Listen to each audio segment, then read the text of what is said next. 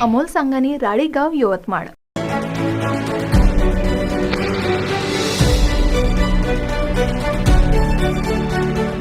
ॲटोचा भीषण अपघात, ॲटो चालक जागीच ठार। वडकी येथील सैनिक धाब्यासमोरील घटना। ॲटोचा भीषण अपघात झाल्याने या अपघातात ॲटो चालक जागीच ठार झाल्याची घटना आज रविवार दिनांक 14 डिसेंबर रोजी 4 वाजताच्या सुमारास राष्ट्रीय महामार्ग क्रमांक 44 वरील वडकी येथील सैनिक धाब्यासमोर घडली। बंडू राठोड, राहणार चाळीसगाव, तालुका हिंगणघाट अशा अपघातात ठार झालेल्या ॲटो चालकाचे नाव आहे। मिळालेल्या माहितीनुसार ॲटो चालक बंडू राठोड हा कारेगाव येथील अंकुश एकोणकर याच्या मालकीच्या ॲटोवर चालक होता।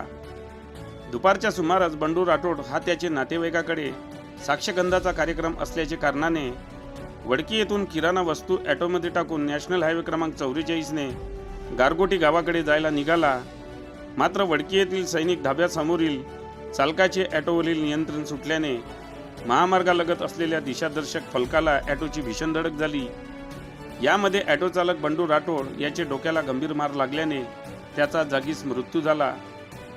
या घटनेची माहिती मिळताच महामार्गाची चमू व वडकी बीट जमादार निलेश चौधरी, होमगार्ड प्रवीण चौधरी लगेच घटनास्थळावर दाखल झाले व घटनेचा पंचनामा करून मृतदेह शवविच्छेदनाकरिता रायगाव येथे पाठवण्यात आला असून या घटनेचा अधिक तपास ठाणेदार सुखदेव भोरकडे यांचे मार्गदर्शनात बीट जमादार निलेश चौधरी हे करीत आहे।